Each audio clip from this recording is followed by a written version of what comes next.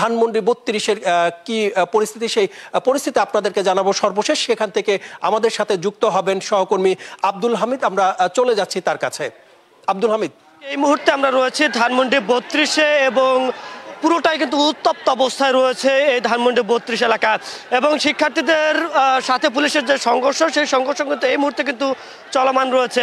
এবং শিক্ষার্থীরা কিন্তু আমরা দেখতে পাচ্ছি যে ইট পাটকেল যে নিক্ষেপ, সেই নিক্ষেপ কিন্তু আমরা এই মুহূর্তে দেখতে পাচ্ছি। এবং আরও যদি বলে রাখি যে কিছুক্ষণ আগে কিন্তু আমরা দেখতে পেয়েছি যে মুহুর্মুহুর যে সাউন্ড গ্রেনেড নিক্ষেপ, সেই চিত্র কিন্তু আমরা দেখতে পেয়েছি। এবং এই মুহূর্তে যদি বলে রাখি যে একজনের হাতে কিন্তু আমরা দেখতে পাচ্ছি যে অনেকগুলো ইট রয়েছে, অর্থাৎ তারা কিন্তু এখানে মূলত পুলিশ এবং সেনাবাহিনীকে উদ্দেশ্য করে তারা এই ইটগুলো কিন্তু নিক্ষেপ করছে, সেই চিত্র কিন্তু আপনারা দেখানোর চেষ্টা করছে। একটু যদি বলে রাখি যে প্রথমে মূলত বুলডোজার নিয়ে আসা হয়েছিল এবং সেই বুলডোজারকে ঘিরে মূলত এই উত্তপ্ত পরিবেশ সৃষ্টি হয়।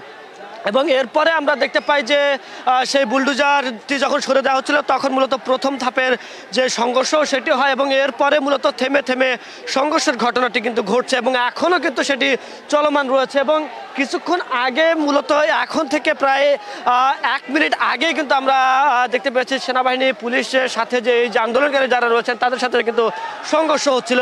এবং এই সংঘর্ষ কখন হচ্ছিল সেটা যদি বলে রাখি যে মূলত এই আন্দোলনকারীরা যখন ধানমন্ডি ৩২-এর যে রাস্তাটি রয়েছে সেই রাস্তার সম্মুখে আসেন এবং এসে যখন স্লোগান দেওয়া শুরু করেন এবং এখানে যখন উত্তপ্ত পরিবেশ বিরাজ করে, ঠিক তখনই কিন্তু পুলিশ সেখানে তাদের বিরুদ্ধে অ্যাকশনে যায় এবং তাদের বিরুদ্ধে কিন্তু আমরা দেখতে পাই যে সাউন্ড গ্রেনেড, টিয়ার শেল নিক্ষেপ করে তাদের যে ছত্রভঙ্গ করার যে চেষ্টা সেটা কিন্তু করা হয়। এবং এই মুহূর্তে দেখতে পাচ্ছেন যে একদল শিক্ষার্থী তারা কিন্তু সেনাবাহিনীর মুখে অবস্থান করছেন এবং তারা টানা তৃতীয়বার অর্জন করেছে দেশের সেরা সুপার ব্র্যান্ড স্বীকৃতি বসুন্ধরা টিস্যু। যে এই যে ধানমন্ডি ৩২-এর যে অবস্থান নেওয়ার যে কার্যক্রমটি সেটা কিন্তু আমরা এই মুহূর্তে দেখতে পাচ্ছি। এবং যদি বলে রাখি যে দফায় দফায় কিন্তু এই যে সংঘর্ষ, সেই সংঘর্ষটা কিন্তু চলমান রয়েছে এবং এই মুহূর্তে পুরোটাই কিন্তু উত্তপ্ত অবস্থায় রয়েছে এই ধানমন্ডি এলাকায়। এবং টিয়ার শেল যে নিক্ষেপ করা হচ্ছে সেই টিয়ার শেল থেকে বাঁচতে কিন্তু আমরা দেখতে পাচ্ছি যে রাস্তায় কিন্তু আগুন দেওয়া হয়েছে এবং এই আগুন দুপাশেই কিন্তু দেওয়া হয়েছিল সেটিও কিন্তু আমরা লক্ষ্য করেছি। এবং আরও যদি বলে রাখি যে এখানে যারা আন্দোলন করছেন তারা কিন্তু এখানে দেখতে পাচ্ছেন যে স্লোগান দিয়ে দিয়ে এখানে কিন্তু অবস্থান করছেন। অনেকটা বলা যেতে পারে যে এই যে সংঘর্ষের ঘটনা এটি মূলত স্লোগান, ইটপাটকেল নিক্ষেপ এবং এই যে পুলিশের পক্ষ থেকে টিয়ার শেল এবং সাউন্ড গ্রেনেড নিক্ষেপের মধ্য দিয়ে মূলত এই যে ধানমন্ডি ৩২-এর যে উত্তপ্ত পরিবেশ সেটা কিন্তু এখনও বিরাজমান রয়েছে। আসলে এই সংঘর্ষ কখন নাগাদ শেষ হবে সেটা এখনও বলা অনেকটাই অনিশ্চিত। একটি বিষয় বলে রাখতে চাই যে সেনাবাহিনীর পক্ষ থেকে কিন্তু ব্যাপক উপস্থিতি কিন্তু এখানে রাখা হয়েছে, পাশাপাশি পুলিশেরও কিন্তু ব্যাপক উপস্থিতি রয়েছে বিজিবি এবং র্যাবের সদস্যরা। তাই এখানে যদি দেখানোর চেষ্টা করে আপনারা দেখতে পাচ্ছেন হয়তোবা সাজোয়াজান রাখা হয়েছে ধানমন্ডি ৩২-এর যে মেইন যে রাস্তাটি রয়েছে সেখানে এবং জলকামান রাখা হয়েছে।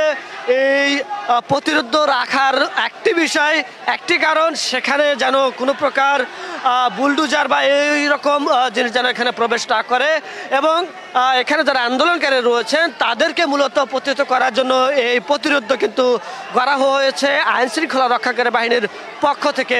এবং এভাবে কিন্তু স্লোগান দিতে কিন্তু তারা পুলিশের সামনে, সেনাবাহিনীর সামনে কিন্তু যান এবং সেখানে গিয়ে যখন জড়ো হন এবং সেখানে গিয়ে যখন জোরে জোরে স্লোগান দেন সেখানেই মূলত আন্দোলনের সূত্রপাতটা আবার গড়ে।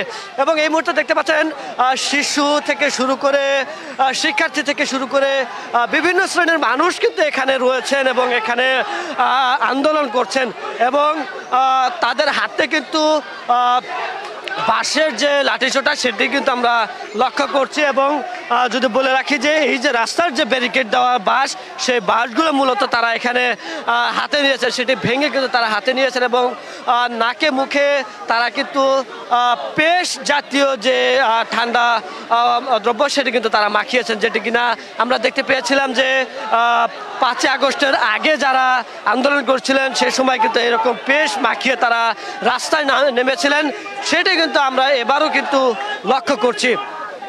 তো এই ছিল রাজধানীর ধানমন্ডি 32-এর যে উত্তপ্ত পরিবেশ, সেই উত্তপ্ত পরিবেশের সর্বশেষ